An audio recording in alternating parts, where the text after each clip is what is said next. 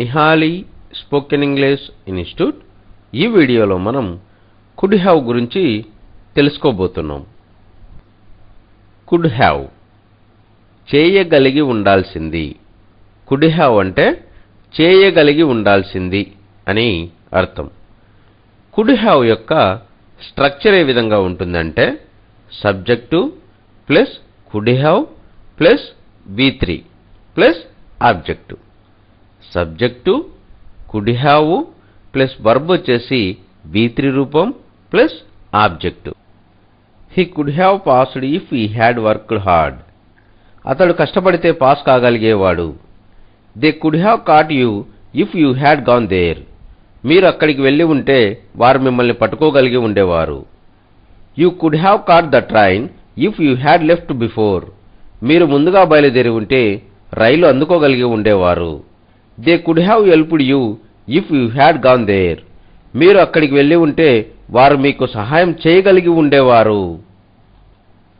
He could have passed if he had worked hard. అతడు కష్టపడితే pass కాగలిగేవాడు. They could have caught you if you had gone there. మీరు అక్కడికి వెళ్ళి ఉంటే వారు మిమ్మల్ని పట్టుకోగలిగి ఉండేవారు. You could have caught the train if you had left before. మీరు ముందుగా బయలుదేరి ఉంటే రైలు అందుకోగలిగి ఉండేవారు. They could have helped you if you had gone there.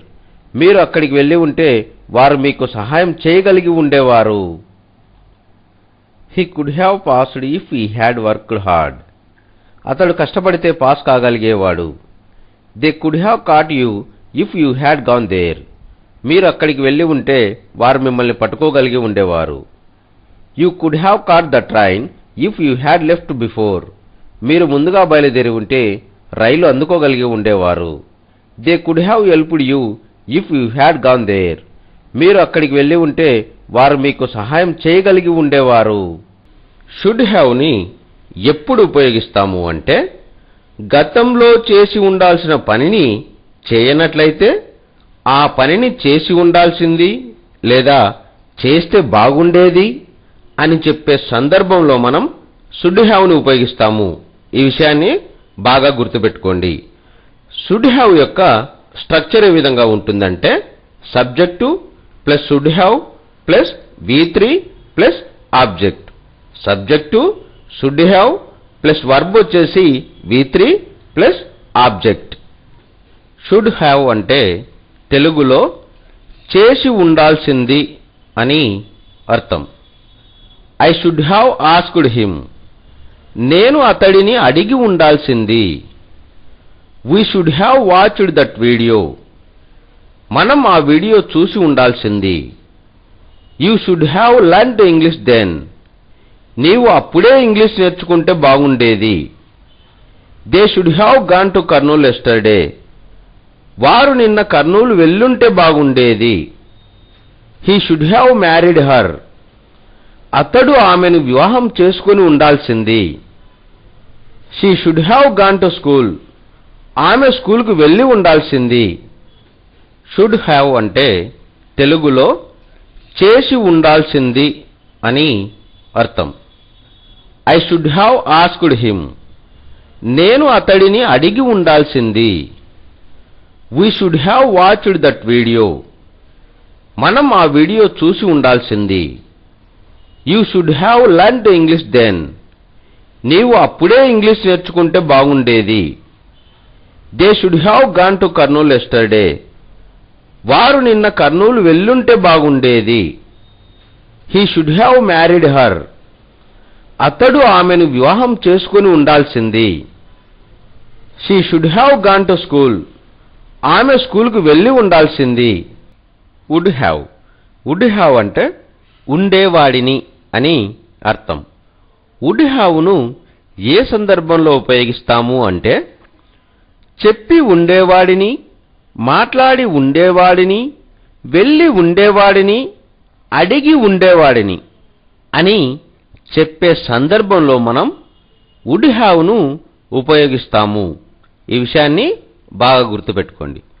Would have యొక్క స్ట్రక్చర్ ఏ విధంగా ఉంటుంది అంటే subject plus would have plus V3 plus object. Manvik would have done homework. Manvik homework చేసి ఉండేవాడు. Supriya would have cooked rice. Supriya అన్నం వండి ఉండేది. I would have given money. నేను డబ్బులు ఇచ్చి ఉండేవాడిని. They would have gone to Kurnool. వారు కర్నూలుకి వెళ్ళి ఉండేవారు. He would have helped you. అతడు మీకు సహాయం చేసి ఉండేవాడు.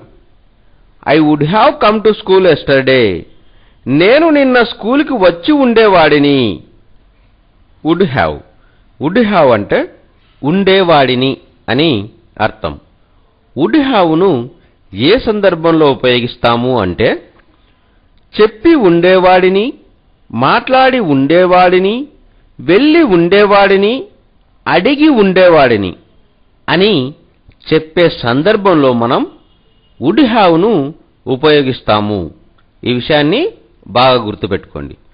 వుడ్ హ్యావ్ యొక్క స్ట్రక్చర్ ఏ విధంగా ఉంటుంది అంటే subject plus would have plus V3 plus object. Manvik would have done homework. Manvik homework చేసి ఉండేవాడు. Supriya would have cooked rice. Supriya అన్నం వండి ఉండేది. I would have given money. నేను డబ్బులు ఇచ్చి ఉండేవాడిని. They would have gone to Kurnool. వారు కర్నూలుకి వెళ్ళి ఉండేవారు. He would have helped you. అతడు మీకు సహాయం చేసి ఉండేవాడు. I would have come to school yesterday. నేను నిన్న స్కూలుకి వచ్చి ఉండేవాడిని. May have. మే హ్యావ్ అంటే చేసి ఉండవచ్చు అని అర్థం. మే హ్యావ్ను ఏ సందర్భంలో ఉపయోగిస్తాము అంటే గతంలో ఒక పని చేసి ఉండవచ్చని ఊహాత్మకంగా తెలియజేయు సందర్భాలలో మనం మే హ్యావ్ను ఉపయోగిస్తాము. మే హ్యావ్ను ఉపయోగించేటప్పుడు దీనిలో పని జరిగి ఉండే అవకాశం ఎక్కువగా ఉంటుంది అనే విషయాన్ని బాగా గుర్తుపెట్టుకోండి. He may have bought a bike last week. అతడు గత వారంలో బైకు కొని ఉండవచ్చు. She may have reached Kurnool yesterday.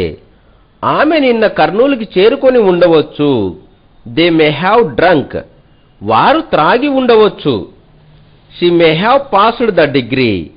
ఆమె డిగ్రీ పాస్ అయి ఉండవచ్చు. He may have bought a bike last week. అతడు గత వారంలో బైకు కొని ఉండవచ్చు. She may have reached Kurnool yesterday. ఆమె నిన్న కర్నూలుకి చేరుకొని ఉండవచ్చు. They may have drunk. వారు త్రాగి ఉండవచ్చు. She may have passed the degree. ఆమె డిగ్రీ పాస్ అయి ఉండవచ్చు. Might have. మైట్ హ్యావ్ అంటే చేసి ఉండవచ్చు అని అర్థం. మైట్ హ్యావ్ను ఏ సందర్భంలో ఉపయోగిస్తాము అంటే గతంలో ఒక పని చేసి ఉండవచ్చని ఊహాత్మకంగా తెలియజేయు సందర్భాలలో మైట్ హ్యావ్ను ఉపయోగిస్తాము. ఇక్కడ మీరు ఒక విషయాన్ని బాగా గుర్తుపెట్టుకోవాలి. మైట్ హ్యావ్ను ఉపయోగించి చెప్పేటప్పుడు పని జరిగి ఉండే అవకాశం చాలా తక్కువగా ఉంటుంది లేదా ఆ పని దాదాపుగా జరగకపోవచ్చు అనే సందర్భంలో మనం మైట్ హ్యావ్ను ఉపయోగిస్తాము. Roopa might have taken your mobile. Roopa నీ మొబైల్ తీసుకొని ఉండవచ్చు. I might have watched 300 movies so far. నేను ఇప్పటి వరకు 300 సినిమాలు చూసి ఉండవచ్చు. She might have taken lunch. ఆమె మధ్యాహ్న భోజనం చేసి ఉండవచ్చు. He might have done homework. అతడు హోంవర్క్ చేసి ఉండవచ్చు. Roopa might have taken your mobile. Roopa నీ మొబైల్ తీసుకొని ఉండవచ్చు. I might have watched 300 movies so far. నేను ఇప్పటి వరకు 300 సినిమాలు చూసి ఉండవచ్చు. She might have taken lunch. ఆమె మధ్యాహ్న భోజనం చేసి ఉండవచ్చు. He might have done homework. అతడు హోంవర్క్ చేసి ఉండవచ్చు. Must have. మస్ట్ హ్యావ్ అంటే తప్పకుండా చేసి ఉండవచ్చు అని అర్థం. మస్ట్ హ్యావ్ను ఏ సందర్భంలో ఉపయోగిస్తాము అంటే తప్పకుండా ఫలానా వ్యక్తిని కలిసి ఉంటాను, ఫలానా దగ్గరికి వెళ్ళి ఉంటాను లేదా ఒక పనిని తప్పకుండా చేసి ఉంటాను అనే సందర్భంలో మనం మస్ట్ హ్యావ్ ను ఉపయోగిస్తాము. Nihali must have become a doctor. Nihali తప్పకుండా ఒక గొప్ప డాక్టర్ అయి ఉంటుంది. Manvik must have gone to school today. Manvik తప్పకుండా ఈరోజు స్కూల్కి వెళ్ళి ఉంటాడు. They must have watched 700 movies.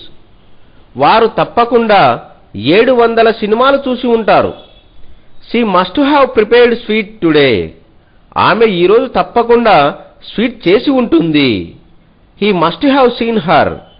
అతడు ఆమెను తప్పకుండా చూసి ఉంటాడు. Nihali must have become a doctor. Nihali తప్పకుండా ఒక గొప్ప డాక్టర్ అయి ఉంటుంది. Manvik must have gone to school today. Manvik తప్పకుండా ఈరోజు స్కూల్కి వెళ్ళి ఉంటాడు. They must have watched 700 movies. వారు తప్పకుండా 700 సినిమాలు చూసి ఉంటారు. She must have prepared sweet today. ఆమె ఈరోజు తప్పకుండా స్వీట్ చేసి ఉంటుంది. He must have seen her. అతడు ఆమెను తప్పకుండా చూసి ఉంటాడు.